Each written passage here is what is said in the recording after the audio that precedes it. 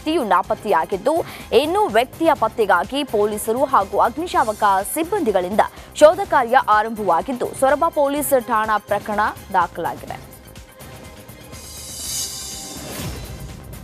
ದಕ್ಷಿಣ ಕನ್ನಡ ಜಿಲ್ಲೆಯ ಬಂಟ್ವಾಳದಲ್ಲಿ ಭಾರೀ ಮಳೆ ಹಿನ್ನೆಲೆ ನೇತ್ರಾವತಿ ನದಿ ತುಂಬಿ ಹರಿತಾ ಇದೆ. ನೇತ್ರಾವತಿ ನದಿಯ ಸುಂದರ ದೃಶ್ಯ ಡ್ರೋನ್ ಕ್ಯಾಮೆರಾದಲ್ಲಿ ಸೆರೆಯಾಗಿದ್ದು, ಬಂಟ್ವಾಳದ ಮನೋಜ್ ಕೋಟ್ಯಾನ್ ತಮ್ಮ ಡ್ರೋನ್ ಕ್ಯಾಮೆರಾದಲ್ಲಿ ಈ ಸುಂದರ ದೃಶ್ಯವನ್ನು ಸೆರೆ ಹಿಡಿದಿದ್ದಾರೆ.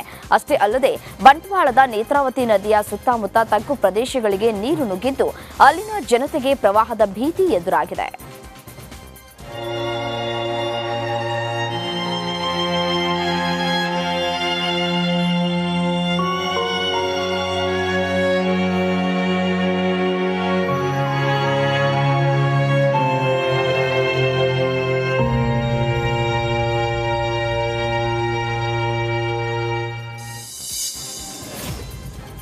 ಕೊಡಗಿನ ಜಿಲ್ಲೆಯಾದ್ಯಂತ ಧಾರಾಕಾರ ಮಳೆಯಾಗ್ತಾ ಇದೆ. ಜನಜೀವನ ಅಸ್ತವ್ಯಸ್ತವಾಗಿದ್ದು, ಮನೆಯಿಂದ ಹೊರಬರುವುದಕ್ಕೆ ಪರದಾಡುವಂತಾಗಿದೆ.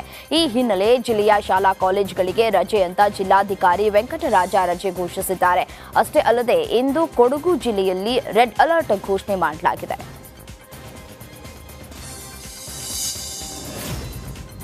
ಮಂಡ್ಯದಲ್ಲೂ ಮಳೆ ಆರ್ಭಟ ಜೋರಾಗಿದೆ. ಕಾವೇರಿ ಜಲಾನಯನ ಪ್ರದೇಶದಲ್ಲಿ ಮಳೆ ಅಬ್ಬರಿಸಿ ಬೊಬ್ಬಿರಿತಾ ಇದ್ದು, ಕೆಆರ್ಎಸ್ ಡ್ಯಾಂ ಕೆಲವೇ ದಿನದಲ್ಲಿ ಭರ್ತಿಯಾಗಲಿದೆ. ಮುಂಜಾಗ್ರತಾ ಕ್ರಮವಾಗಿ ಡ್ಯಾಂನಿಂದ ಕಾವೇರಿ ನದಿಗೆ 1,000 ಕ್ಯೂಸೆಕ್ ನೀರು ಬಿಡುಗಡೆ ಮಾಡಲಾಗ್ತಾ ಇದೆ. ಇಂದಿನಿಂದ ಹೆಚ್ಚಿನ ಪ್ರಮಾಣದಲ್ಲಿ ನೀರು ಬಿಡುವ ಸಾಧ್ಯತೆ ಇದೆ. ದಕ್ಷಿಣ ಕನ್ನಡ ಜಿಲ್ಲೆಯಾದ್ಯಂತ ಇಂದು ಕೂಡ ಭಾರೀ ಮಳೆಯಾಗುವ ಸಾಧ್ಯತೆ ಇದೆ. ಆದ್ದರಿಂದ ಇಂದು ದಕ್ಷಿಣ ಕನ್ನಡ ಜಿಲ್ಲೆಯಲ್ಲಿ ಅಂಗನವಾಡಿಯಿಂದ ಹಿಡಿದು ಪದವಿ ಪೂರ್ವ ಕಾಲೇಜುವರೆಗೂ ರಜೆ ಅಂತ ಜಿಲ್ಲಾಧಿಕಾರಿ ಮುಳ್ಳೈ ಮುಗಿಲನ್ ಆದೇಶವನ್ನ ಹೊರಡಿಸಿದ್ದಾರೆ. ಇದರ ಜೊತೆಗೆ ದಕ್ಷಿಣ ಕನ್ನಡ ಜಿಲ್ಲೆಯಲ್ಲಿ ರೆಡ್ ಅಲರ್ಟ್ ಘೋಷಿಸಲಾಗಿದೆ. ಕೃಷ್ಣನೂರು ಉಡುಪಿ ಜಿಲ್ಲೆಯಲ್ಲಿ ಮಳೆ ರೌದ್ರ ರೂಪ ತಾಳಿದ್ದಾನೆ. ಮಳೆಯ ಆರ್ಭಟಕ್ಕೆ ಜಿಲ್ಲೆಯ ಶಾಲೆ ಹಾಗೂ ಪಿಯುಸಿ ಕಾಲೇಜಿಗೆ ರಜೆ ನೀಡಲಾಗಿದೆ. ಆದರೆ ಪದವಿ ಕಾಲೇಜುಗಳಿಗೆ, ಎಂಜಿನಿಯರಿಂಗ್, ಪಾಲಿಟೆಕ್ನಿಕ್ ಕಾಲೇಜುಗಳಿಗೆ ರಜೆ ಇರುವುದಿಲ್ಲ ಅಂತ ಉಡುಪಿ ಜಿಲ್ಲಾಧಿಕಾರಿ ಡಾಕ್ಟರ್ ವಿದ್ಯಾಕುಮಾರಿ ಹೇಳಿದ್ದಾರೆ. ಮೈಸೂರು ಕೊಡಗಿನಲ್ಲಿ ಮಳೆ ಆರ್ಭಟ ಜೋರಾಗಿದೆ. ಮಳೆ ಹಾನಿ ಪ್ರದೇಶಗಳಿಗೆ ಸಂಸದ ಯದುವೀರ್ ಭೇಟಿಯನ್ನು ನೀಡಿದರು. ಕುಶಾಲನಗರದ ಸಾಯಿ ಬಡಾವಣೆಗೂ ಭೇಟಿ ನೀಡಿದ ಯದುವೀರ್ ಬಡಾವಣೆಯ ನಿವಾಸಿಗಳ ಸಮಸ್ಯೆಯನ್ನ ಆಲಿಸಿದ್ರು. ಅಷ್ಟೇ ಅಲ್ಲದೆ ಪ್ರವಾಹ ಬಗ್ಗೆ ಅಧಿಕಾರಿಗಳಿಂದ ಸಂಸದ ಯದುವೀರ್ ಮಾಹಿತಿಯನ್ನ ಪಡೆದರು. ನಂತರ ಪ್ರವಾಹದ ಬಗ್ಗೆ ಸೂಕ್ತ ಮುಂಜಾಗ್ರತಾ ಕ್ರಮವನ್ನು ಕೈಗೊಳ್ಳುವಂತೆ ಅಧಿಕಾರಿಗಳಿಗೆ ಸೂಚನೆಯನ್ನ ನೀಡಿದ್ದಾರೆ. ಪರಿಹಾರ ಕೊಡೋದಕ್ಕಾಗಿ ಒಂದು ರಿಟೇನಿಂಗ್ ವಾಲ್ ಕೂಡ ನಿರ್ಮಾಣವನ್ನು ಮಾಡ್ತಾ ಇದ್ದೀವಿ. ಸರ್, ಕುಶಾಲನಗರ ವ್ಯಾಪ್ತಿ ಲಾಂಗ್ ಟರ್ಮಲ್ಲಿ ನಾವು ಇಂಥ ಬಡಾವಣೆಗಳೆಲ್ಲ ಅದಕ್ಕೆ ಅನುಮತಿ ಕೊಡುವಾಗ ಸರಿಯಾಗಿ ಸೈಂಟಿಫಿಕ್ ಆಗಿ ಅವರು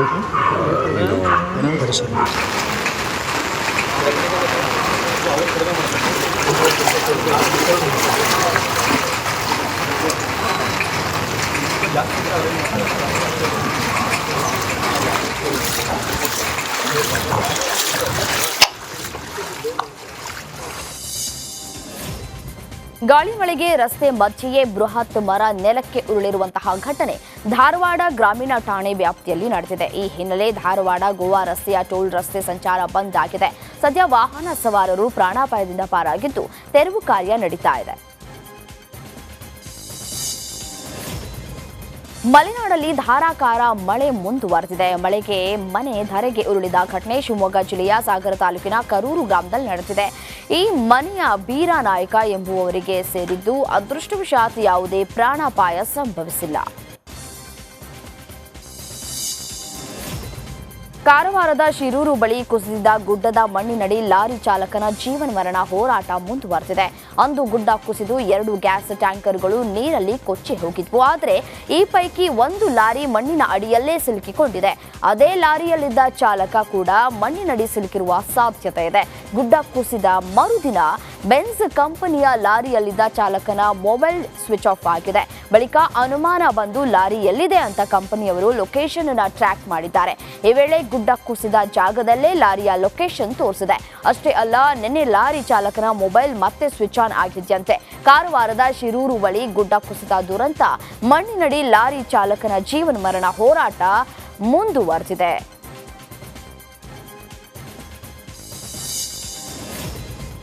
ಮಲೆನಾಡು ಭಾಗದಲ್ಲಿ ನಿರಂತರವಾಗಿ ಸುರಿತಾ ಇರುವ ಭಾರೀ ಮಳೆಗೆ ಶಿವಮೊಗ್ಗ ಏರ್ಪೋರ್ಟ್ ಬಳಿಯ ಕಾಚಿನಕಟ್ಟೆ ತೋಟಗಳಿಗೆ ನೀರು ನುಗ್ಗಿದೆ. ತುಂಗಾ ಎಡದಂಡೆಯ ಹಾಗೂ ಕಾಚಿನಕಟ್ಟೆ ಹಳ್ಳದಲ್ಲಿ ಮಳೆ ನೀರು ಹೆಚ್ಚಾದ ಪರಿಣಾಮ ಅಡಿಕೆ ತೋಟಗಳು ಸಂಪೂರ್ಣ ಜಲಾವೃತವಾಗಿದೆ.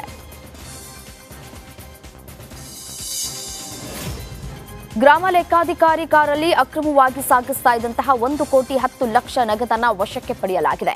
ಬೆಳಗಾವಿ ಜಿಲ್ಲೆಯ ರಾಮದುರ್ಗ ತಾಲೂಕಿನ ಹಲಗತ್ತಿ ಗ್ರಾಮದ ಚೆಕ್ಪೋಸ್ಟ್ನಲ್ಲಿ ಈ ಘಟನೆ ನಡೆದಿದ್ದು, ನಿಪ್ಪಾಣಿ ಗ್ರಾಮ ಲೆಕ್ಕಾಧಿಕಾರಿ ವಿಠ್ಠಲ ಶಿವಪ್ಪ ಡವಳೇಶ್ವರ ಎಂಬುವವರ ಕಾರಲ್ಲಿ ಹಣ ಸಾಗಾಟ ಮಾಡಲಾಗ್ತಾ ಇತ್ತು. ಖಚಿತ ಮಾಹಿತಿಯ ಮೇರೆಗೆ ರಾಮದುರ್ಗ ಪೊಲೀಸರಿಂದ ಕಾರ್ಯಾಚರಣೆಯನ್ನ ನಡೆಸಲಾಗಿದೆ. ರಾಮದುರ್ಗ ಡಿವೈಎಸ್ಪಿ ಎಂ ಪಾಂಡುರಂಗಯ್ಯ ನೇತೃತ್ವದಲ್ಲಿ ದಾಳಿ ನಡೆದಿದ್ದು, ಈ ಕೇಸ್ನ ಆದಾಯ ತೆರಿಗೆ ಅಧಿಕಾರಿಗಳಿಗೆ ವರ್ಗಾವಣೆ ಮಾಡಲಾಗಿದೆ. ಚಿಕ್ಕಬಳ್ಳಾಪುರದಲ್ಲಿ ಬಡ ಮಕ್ಕಳಿಗೆ ಸೇರಬೇಕಿದ್ದಂತಹ ಅಕ್ಕಿಯನ್ನ ಕಳ್ಳ ಸಂತೆಯಲ್ಲಿ ಮಾರಾಟ ಮಾಡಲಾಗ್ತಾ ಇದೆ. ಈ ಮಾಹಿತಿಯ ಮೇರೆಗೆ ಮಹಿಳಾ ಮತ್ತು ಮಕ್ಕಳ ಕಲ್ಯಾಣ ಇಲಾಖೆಯ ಅಧಿಕಾರಿಗಳು ರೇಡ್ ಮಾಡಿ ಸರ್ಕಾರಿ ಅಕ್ಕಿಯನ್ನ ವಶಪಡಿಸಿಕೊಂಡಿದ್ದಾರೆ. ಅಂಗನವಾಡಿ ಮಕ್ಕಳಿಗೆ ಸೇರಬೇಕಾದ 100 ಮೂಟೆ ರೇಷನ್ ಅಕ್ರಮ ದಾಸ್ತಾನನ್ನ ಕಾಳಸಂತೆಯಲ್ಲಿ ಮಾರಾಟ ಮಾಡಲಾಗ್ತಾ ಇತ್ತು ಎಂಬ ಆರೋಪ ಹಿನ್ನೆಲೆ ಈ ದಾಳಿಯನ್ನು ನಡೆಸಲಾಗಿದ್ದು, ಬಾಗೇಪಲ್ಲಿ ತಾಲೂಕಿನ ಪೂಲವಾರದ ನಾಗರಾಜು ಎಂಬುವರನ್ನ ವಶಕ್ಕೆ ಪಡೆಯಲಾಗಿದೆ.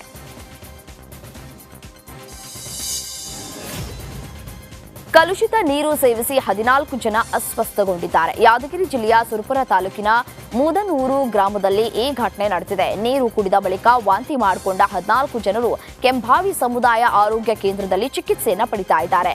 ಇನ್ನು ಆಸ್ಪತ್ರೆಗೆ ಟಿಎಚ್ಒ ಡಾಕ್ಟರ್ ಆರ್ವಿ ನಾಯಕ ಭೇಟಿ ನೀಡಿ ಚಿಕಿತ್ಸೆ ಪಡಿತಾ ಇರುವವರ ಆರೋಗ್ಯವನ್ನು ವಿಚಾರಿಸಿದ್ದಾರೆ. ತುಂಡಾಗಿ ಬಿದ್ದಿದ್ದ ವಿದ್ಯುತ್ ತಂತಿ ತಗುಲಿ ವಿದ್ಯಾರ್ಥಿನಿ ದಾರುಣವಾಗಿ ಸಾವನ್ನಪ್ಪಿದ್ದಾಳೆ. ಮಂಗಳೂರು ಹೊರವಲಯದ ಗುರುಪುರ ಕಲ್ಲಕಲೆಂಬಿ ಈ ಬಳಿ ಘಟನೆ ನಡೆದಿರುವಂತದ್ದು. ಆಶ್ಮಿ ಶೆಟ್ಟಿ ಎಂಬ ವಿದ್ಯಾರ್ಥಿನಿ ಬಲಿಯಾಗಿದ್ದು, ಮೃತ ದುರ್ದೈವಿ ಮಂಗಳೂರಿನ ಖಾಸಗಿ ಕಾಲೇಜು ಒಂದರಲ್ಲಿ ಸಿಎ ವ್ಯಾಸಂಗವನ್ನ ಮಾಡ್ತಾ ಇದ್ಲು.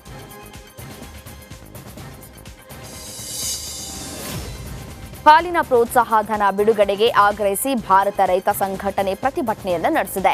ಧಾರವಾಡದ ಕೆಎಂಎಫ್ ಎದುರು ರೈತ ಸಂಘಟನೆಗಳು ಧರಣಿಯನ್ನ ಮಾಡಿದ್ರು.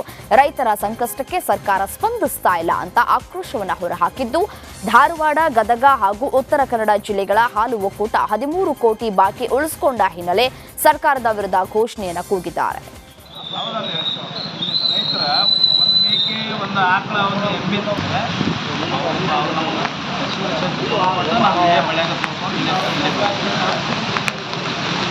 ವಿರೋಧಿ ರಾಜ್ಯ ಸರ್ಕಾರಕ್ಕೆ, ರೈತ ವಿರೋಧಿ ರಾಜ್ಯ ಸರ್ಕಾರಕ್ಕೆ, ಧಾರವಾಡ ಜಿಲ್ಲೆಗೆ 13 ಕೋಟಿ ಸಹಾಯಧನ ನೀಡಲಾರದ ರಾಜ್ಯ ಸರ್ಕಾರಕ್ಕೆ.